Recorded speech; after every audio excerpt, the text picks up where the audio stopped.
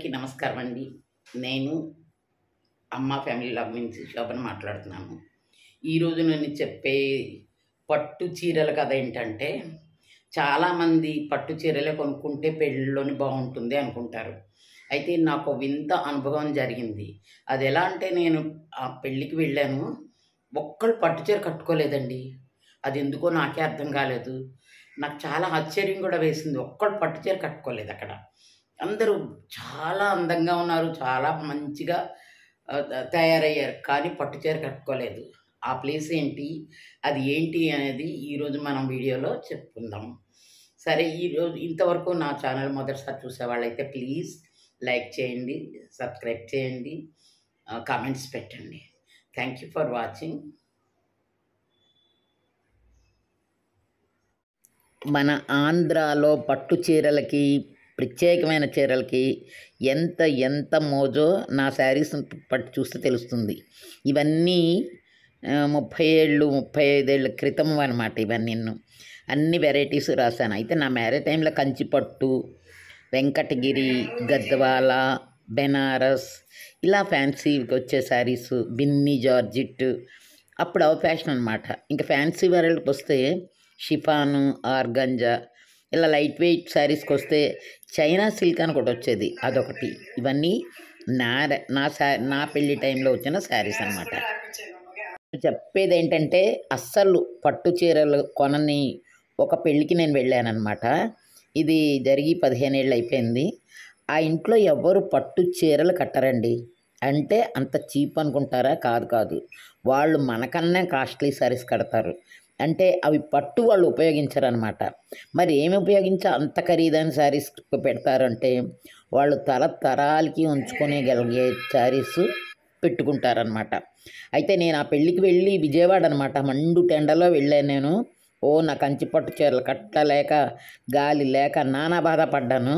అయితే వాళ్ళు ఎంత కంఫర్టబుల్గానో చక్కగా అందరూ పెద్ద పెద్ద జరీ చీరలు, చక్కని చీరలు, ఎంత అందంగా కనబడ్డారంటే ఆ చీరల్లో వాళ్ళని చూసినప్పుడు అనిపించింది, ఎందుకు మా పెద్దవాళ్ళకి ఇలాంటి ఆలోచన రాలేదు అని. మన వాళ్ళు పెళ్ళి అనగానే కంచిపట్టు చీరల కోసం, బెనారస్ చీరల కోసం పరిగెడుతూ ఉంటారు కదా. అలాగే నేను ఈరోజు ఎందుకు చెప్తున్నానంటే, చీరల గురించి నాకు కొంచెం ఐడియా వచ్చింది. సరే, నా పాత చీరలన్నీ ఒకసారి చూపెట్టేద్దాం మీకు. ఇన్ని చీరలు ఉన్నా కూడా ఒకటి ఉపయోగం లేదు, అన్నీ చిరిగిపోయి పిగిలిపోయి ఉన్నాయి. మాకు తెలిసిన డివివి రమణ్ రావు గారు అని చెప్పి వాళ్ళ ఫ్యామిలీ అనమాట. వాళ్ళు చాలా ల్యాండ్ లార్డ్స్, బాగా డబ్బున్న వాళ్ళేను. అయితే వాళ్ళ ఫ్యామిలీలో దగ్గర ఒక 50 మెంబర్స్ని నేను చూశాను. అందరూ వెంకటగిరి శారీస్ మాత్రమే కొనుక్కుంటారండి. అది కూడా తక్కువలో కాదు, మినిమం అంటే లీస్ట్ 10,000 నుంచి 50,000-60,000 వరకు ఉంటుందండి ఆ శారీ. అయితే వాళ్ళు పెళ్ళిళ్ళలో ఎంత కంఫర్టబుల్గా ఉంటారో తెలుసు, ఎందుకంటే అది కాటన్ శారీస్ అనమాట. మనం కంచిపట్టు కట్టుకొని గాలి లేక చాలా బాధపడుతూ ఉంటే వాళ్ళు ఎంత కంఫర్టబుల్గా ఉన్నారో ఆ చీరలు కట్టుకొని. అయితే అంత రేటు మనం పెట్టం. వాళ్ళ ఆ జరీ చీరలకి ఖచ్చితంగా జరీ కూడా వెనక్కి వస్తుందటండి, ఆ డబ్బులు కూడా వెనక్కి వెళ్తాయట. అయితే వాళ్ళు కట్టిన చీరలు ఎప్పుడో పాత తరాల నుంచి దాచుకున్న చీరలు అనమాట. అవన్నీ చూసాక నాకు అనిపించింది, నా చీరలు ఏం పెద్ద గొప్ప కాదులే అనిపించింది అనమాట. ప్రస్తుతం వస్తున్న శారీస్ అయితే ఎన్ని ఇమిటేషన్ శారీసో అర్థం కావట్లేదు. పూర్తిగా బెనారస్ అని ఇస్తారు, అవేమో చిరిగిపోతూ ఉంటాయి. ప్యూర్ పట్టు అని ఇస్తారు, రంగులు పోతాయి. వర్షాలు వస్తే అసలు చీర కట్టుకొని బయటికి వెళ్ళామంటే మళ్ళీ ఆ చీరతోటి మనం ఇంట్లో రాలేమన్నమాట. అంత తాలుగా తయారయ్యాయి ఈ చీరలన్నీ. అయితే ఇప్పుడు చెప్పిన రమణ్ రావు గారి ఫ్యామిలీ గురించి నాకెందుకు గుర్తొచ్చిందంటే, నేను వెళ్ళిన 15 ఏళ్ళ క్రితం అమ్మాయి పెళ్ళి అనమాట. అప్పుడు నా పట్టు శారీ వాళ్ళందరూ ఖచ్చితంగా కట్టుకొని హాయిగా కంఫర్టబుల్గా ఉంటే నేను చాలా ఇబ్బంది పడుతూ కట్టుకున్నాను.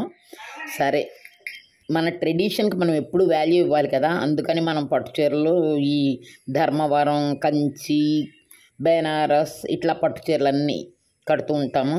అయితే పోచంపల్లి ఇలాగా. ఇవన్నిటికన్నా నాకు నిన్న ఆలియా భట్ శారీ చూస్తే చాలా ముచ్చటేసింది.